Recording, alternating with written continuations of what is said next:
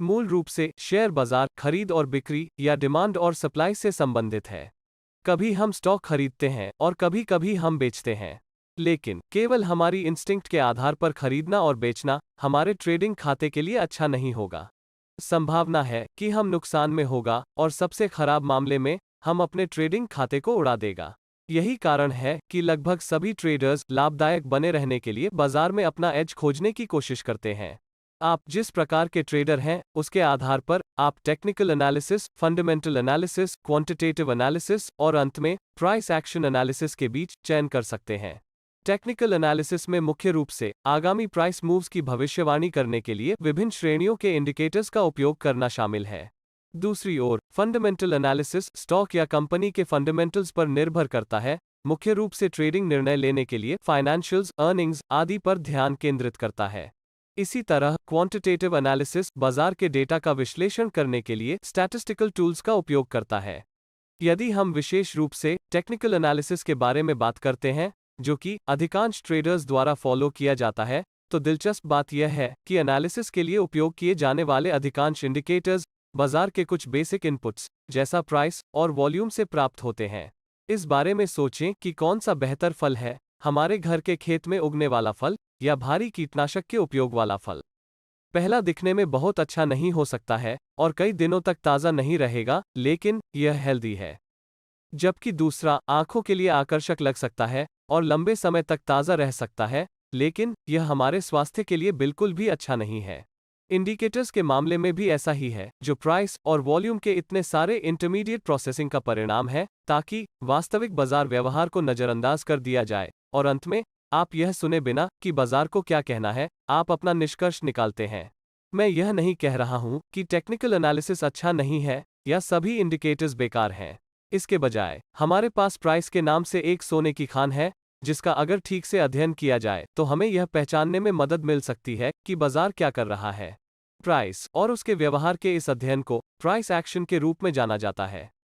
Indicators, fundamentals या algorithms के विपरीत, प्राइस एक्शन आपको बताती है कि बाजार क्या कर रहा है, न कि वह जो आपको लगता है कि कीमत को करना चाहिए।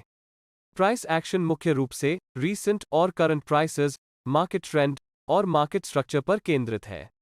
यह होली ग्रेल नहीं है, न ही परम सफलता का मंत्र। ट्रेडिंग ज्यादातर आपके मनोविज्ञान और इम्प्लीमेंटेशन के बारे में है, न कि किसी एक विशेष रणनीति के बारे में। अधिकांश ट्रेडर्स का लक्ष्य एक ऐसी शैली के माध्यम से ट्रेडिंग लाभ को अधिकतम करना है जो उनके व्यक्तित्व के अनुकूल हो। उस कंपैटिबिलिटी के बिना मेरा मानना है कि लॉन्ग टर्म के लिए प्रॉफिटेबल ट्रेडिंग करना लगभग असंभव है। लेकिन अगर आप प्राइस एक्शन ट्रेडिंग सीखने के लिए अच्छा समय देते हैं, तो आप बहुत सारे इंडिकेटर्स के बिना क्लीन चार्ट्स के साथ ट्रेडिंग करेंगे। आप बेहतर सटीकता के साथ अपनी ट्रेड एंट्रीज और एग्जिट्स को इंगित करने में सक्षम होंगे। इस एपिसोड के लिए बस इतना ही।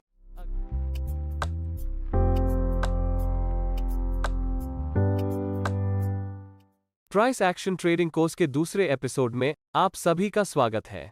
यह वीडियो इस बात पर ध्यान केंद्रित करेगा कि बाजार में प्राइस कैसे चलता है या कुछ बड़े खिलाड़ियों द्वारा एक विशेष तरीके से कीमतों को कैसे मूव किया जाता है। आपने लोगों को यह कहते हुए सुना होगा कि history repeats itself, price memory आदि। उनका मतलब यह है कि कीमत एक विशिष्ट तरीके से बार बार कैसे चलती है।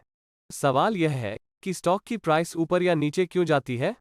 इस प्रश्न के अलग अलग उत्तर हो सकते हैं, जैसे कि यह कुछ अच्छी या बुरी खबर हो सकती है, या सरकार कुछ बिल पारित कर सकती है, आरबीआई द्वारा एक नई पॉलिसी, कुछ कानूनी मुद्दे आदि हो सकती है। लेकिन इस सब के केंद्र में एक चीज जो बाजार में हलचल मचाती है, वह है कंपनी की अर्निंग्स। भले ही किसी खास स्टॉक से जुड़ी कोई बहुत बुरी खबर सामने आई हो, लेकिन इसका कंपनी की अर्निंग्स पर कोई सीधा असर न हो, तो स्टॉक में कुछ समय के लिए टेम्पररी करेक्शन हो सकता है, लेकिन अंततः यह ठीक हो जाएगा। दूसरी ओर, वोडाफोन आइडिया, येस बैंक जैसे स्टॉक उन खबरों के शिकार हैं जिन्होंने सीधे स्टॉक की अर्निंग्स को प्रभावित किया, जिसके परिणामस्वरूप उनकी क्रैश हुई। शेयर बाजार में सामान्य तौर पर मुख्य रूप से दो खिलाड़ी होते हैं। पहले रिटेलर्स हैं और दूसरे हैं इंस्टीट्यूशंस। बाजारों में 90% या अधिक ट्रेडिंग इंस्टीट्यूशंस द्वारा किया जाता है, जिसका अर्थ है कि बाजार केवल इंस्टीट्यूशंस का एक संग्रह है। इंस्टीट्यूशंस में mutual fund houses, banks, brokerage houses, insurance companies, pension funds, hedge funds आदि शामिल हैं। ये कंपनियां बाजार की अधिकांश वॉल्यूम्स के लिए जिम्मेदार हैं और वे ज्यादातर स्टॉक के फंडामेंटल्स पर व्यापार करते हैं। आजकल वे ट्रेडिंग के एल्गोरिदमिक साइड पर अधिक ध्यान केंद्रित करते हैं। मेरे कहने का मतलब यह है कि इंस्टीट्यूशनल ट्रेडिंग डेली और वीकली चार्ट्स पर बाजार की दिशा को नियंत्रित करता है और बहुत सारे बड़े इंट्राडे प्राइस मूव्स या प्राइस स्विंग्स को इंस्टीट्यूशंस द्वारा नियंत्रित किया जाता है। लगभग ये सभी इंस्टीट्यूशंस लाभदायक हैं। इंस्टीट्यूशंस को आमतौर पर स्मार्ट मनी माना जाता है, जिसका अर्थ है कि वे ट्रेडिंग से भारी मुनाफा कमाने के लिए पर्याप्त हैं और वे हर दिन बड़ी वॉल्यूम्स में ट्रेडिंग करते हैं। कोई भी ट्रेड तब तक नहीं हो सकता जब कोई इंस्टीट्यूशन ट्रेड का एक पक्ष लेने को तैयार न हो और दूसरी इंस्टीट्यूशन दूसरे पक्ष को लेने को तैयार न हो। रिटेलर्स द्वारा किए गए छोटे वॉल्यूम वाले ट्रेड्स तभी हो सकते हैं जब कोई इंस्टीट्यूशन उसी ट्रेड को लेने के लिए तैयार हो। चलो मैं समझाता हूं। यदि आप एक निश्चित प्राइस पर खरीदना चाहते हैं तो बाजार उस कीमत पर नहीं पहुंचेगा जब तक कि एक या अधिक इंस्टीट्यूशंस भी उस कीमत पर खरीदना नहीं चाहते। इसी तरह आप किसी भी कीमत पर तब तक नहीं बेच सकते जब तक कि एक या अधिक इंस्टीट्यूशंस वहां बेचने को तैयार न हो, क्योंकि बाजार केवल उस प्राइस पर जाएगा जहां इंस्टीट्यूशंस खरीदने को तैयार हैं और अन्य इंस्टीट्यूशंस बेचने को तैयार हैं। अधिकांश व्यक्तिगत ट्रेडर्स या रिटेलर्स के पास बाजार को मूव करने की कोई क्षमता नहीं है। बाजार केवल एक विशेष प्राइस लेवल तक पहुंचेगा जब एक या एक से अधिक इंस्टीट्यूशंस का मानना है कि वहां बेचने के लिए फाइनेंशियल रूप से लाभदायक है और अन्य इंस्टीट्यूशंस का मानना है कि उस स्तर पर खरीदना लाभदायक है। बिल्कुल सीधी बात है। बाजार में हर टिक पर इंस्टीट्यूशंस खरीद रही हैं और दूसरी इंस्टीट्यूशंस बेच रही हैं, और उन सभी के पास मजबूत सिस्टम्स हैं जो उन ट्रेडों को एग्जीक्यूट करके पैसा कमाएंगी। मुख्य बात जो मैं बताना चाहता हूं वह यह है कि आपको हमेशा अधिकांश इंस्टीट्यूशंस की दिशा में ट्रेड करना चाहिए, या जैसा कि पेशेवर कहते हैं, इंस्टीट्यूशंस के फुटप्रिंट्स को ट्रैक करें, क्योंकि वे नियंत्रित करते हैं कि बाजार कहां जा रहा है, या बस इंस्टीट्यूशंस ही बाजार को चलाते हैं। अब एक मामले पर नजर डालते हैं। आपको एक नई ट्रेडिंग स्ट्रैटेजी मिली जो शुरुआत में पैसा बनाती है लेकिन थोड़ी देर बाद काम करना बंद कर देती है। हम में से कई लोग इस स्थिति से गुजरे होंगे। इस मामले का कारण बहुत सरल है। बाजार हमेशा बदलते रहते हैं। यह कभी स्थिर नहीं होता, बल्कि मार्केट्स हमेशा एक चरण से दूसरे चरण में शिफ्ट होता रहता है।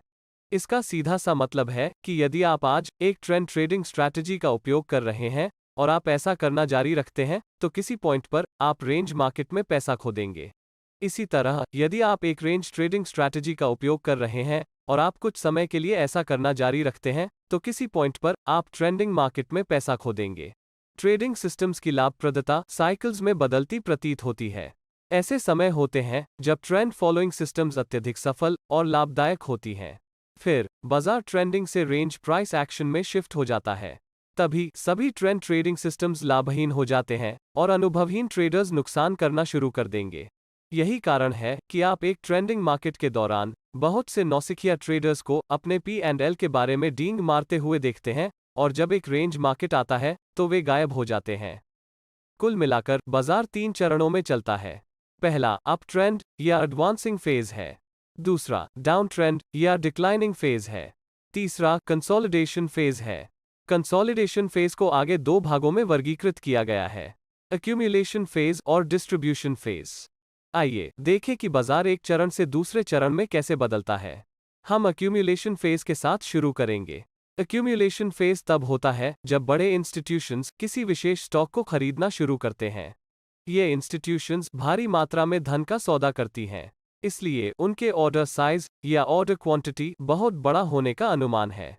जरा सोचिए, अगर वे इतनी बड़ी मात्रा में एक ही ऑर्डर में खरीद लें तो क्या होगा? कीमतों में अचानक रिएक्शन होगी और कीमतें तेजी से बढ़ेंगी। स्टॉक में पर्याप्त लिक्विडिटी होने पर ही वे एक निश्चित कीमत पर बड़ी मात्रा में स्टॉक खरीद पाएंगे। यदि ऐसा नहीं होता है तो ऑर्डर्स को उच्च कीमतों पर एग्जीक्यूट किया जाएगा, जो बदले में इंस्टीट्यूशंस की लाभप्रदता को कम करेगा। लेकिन वे ऐसा नहीं होने देंगे। इसलिए बल्क ऑर्डर्स देने के बजाय इंस्टीट्यूशंस छोटे छोटे ऑर्डर्स सावधानी से देते हैं। इसे पोजीशन बिल्डिंग कहते हैं। इससे हम यह निष्कर्ष निकाल सकते हैं कि एक्यूमुलेशन फेज के दौरान इंस्टीट्यूशंस धीरे धीरे और चुपचाप अपनी पोजीशंस का निर्माण कर रहे हैं। एक्यूमुलेशन फेज के दौरान बाजार रेंज बाउंड बने रहते हैं और ट्रेंड ट्रेडर्स को नुकसान का सामना करना पड़ता है यदि वे अचानक से एडजस्ट नहीं करते हैं तो। अब सवाल यह है कि आप एक्यूमुलेशन फेज की पहचान कैसे करेंगे? आमतौर पर एक्यूमुलेशन फेज कीमत गिरने के बाद होता है या बस यह डाउन ट्रेंड के बाद होता है। एक्यूमुलेशन फेज को ऐसे क्षेत्र के रूप में भी देखा जा सकता है जहां वॉलेटिलिटी कम है या बुल्स और बेयर्स के बीच इंटरेस्ट की कमी है। आइए अब आप ट्रेंड या एडवांसिंग फेज को समझते हैं। अप ट्रेंड आमतौर पर तब होता है जब कीमत एक्यूमुलेशन फेज से बाहर ब्रेकआउट हो जाती है। अब हम सीखेंगे कि अप ट्रेंड के दौरान क्या होता है। पोजीशन बिल्डिंग के बाद इंस्टीट्यूशंस बाजार को ऊपर ले जाती हैं। इस दौरान बाजार में बुलिश का सेंटिमेंट है। ये इंस्टीट्यूशंस जल्द ही अपने पोजीशंस को क्लोज नहीं करेंगे और न ही अपना प्रॉफिट्स बुक करेंगे। इसका यह मतलब है कि एक अप ट्रेंड महीनों से लेकर सालों तक कहीं भी रह सकता है। यह इस फेज के दौरान है कि ट्रेंड ट्रेडर्स बहुत अधिक लाभ कमा सकेंगे। हम अपकमिंग वीडियो में चर्चा करेंगे कि अप ट्रेंड की पहचान कैसे करें और अप ट्रेंड के दौरान अपने ट्रेड्स को कैसे लें। अभी के लिए हम तीसरे फेज की ओर बढ़ते हैं, जो है डिस्ट्रीब्यूशन फेज। डिस्ट्रीब्यूशन फेज आमतौर पर कीमतों में काफी हद तक वृद्धि के बाद होता है और डिस्ट्रीब्यूशन फेज एक एक्यूमुलेशन फेज की तरह दिखता है जहां बाजार एक रेंज में रहता है। अब हम सीखेंगे कि डिस्ट्रीब्यूशन फेज में क्या होता है। इंस्टीट्यूशंस अपने इनिशियल इन्वेस्टमेंट्स पर लाभ का एक अच्छा हिस्सा बनाने के बाद अपनी पोजीशन को स्क्वायर ऑफ या बेचना या डिस्ट्रीब्यूट करना शुरू कर देते हैं। एक्यूमुलेशन फेज के समान ही इंस्टीट्यूशंस शेयरों को गुप्त रूप से और धीरे धीरे बेचते हैं ताकि कीमत तुरंत न गिरे, जिससे घबराहट की स्थिति पैदा हो। वे अपने पोजीशंस को चुनी हुई कीमतों पर बेचना चाहते हैं। यही कारण है कि डिस्ट्रीब्यूशन फेज भी रेंज बाउंड है। डिस्ट्रीब्यूशन फेज के दौरान ट्रेंड ट्रेडर्स को नुकसान का सामना करना पड़ेगा यदि वे अपनी स्ट्रैटेजी को तुरंत एडजस्ट नहीं करते हैं तो। डिस्ट्रीब्यूशन फेज में कीमतों में आसन गिरावट की घबराहट के कारण वॉलेटिलिटी अधिक हो जाती है। बाजार का अंतिम फेज डाउन ट्रेंड या डिक्लाइनिंग फेज है। डिक्लाइनिंग फेज तब होता है जब कीमत डिस्ट्रीब्यूशन फेज से नीचे टूट जाती है। इस फेज के दौरान सेलिंग प्रेशर अधिक होता है और बाजार का सेंटिमेंट बेयरिश में बदल जाएगी। अधिकांश ट्रेडर्स अपने नुकसान को कम करने की कोशिश करते हैं और जो नहीं करते हैं वे इस उम्मीद में लॉन्ग टर्म के निवेशक बने रहते हैं कि कीमतें वापस आ जाएंगी। बाजारों में घबराहट और भय के कारण वॉलेटिलिटी बहुत अधिक हो जाती है। तो यह ट्रेंड ट्रेडर्स के लिए एक अच्छा समय है जो अच्छा लाभ कमाने के लिए बाजार को शॉर्ट कर सकते हैं।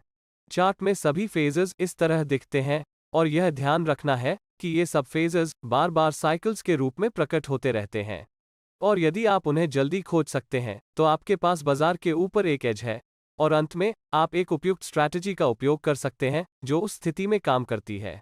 हम आने वाले वीडियोस में विभिन्न ट्रेंड ट्रेडिंग और रेंज ट्रेडिंग स्ट्रैटेजीज के बारे में विस्तार से बात करेंगे। हम यह भी समझेंगे कि बाजार की बदलती परिस्थितियों के अनुसार अपनी ट्रेडिंग स्ट्रैटेजी कैसे तैयार करें।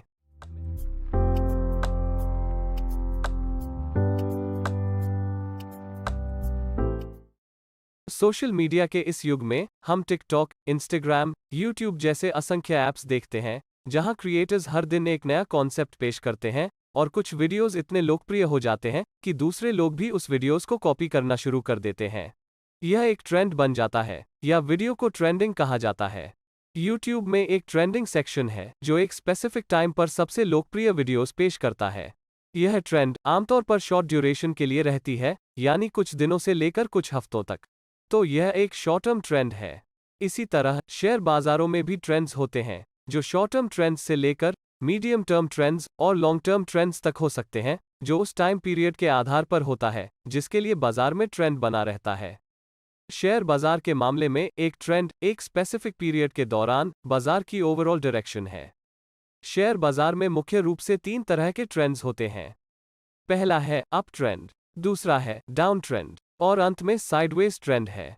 बाजार की जनरल ट्रेंड को पहचानने के लिए विभिन्न तरीके हैं, लेकिन सबसे लोकप्रिय है चार्ट में प्राइस स्विंग्स की पहचान करके ट्रेंड आइडेंटिफिकेशन के लिए ट्रेंड लाइन का उपयोग करना।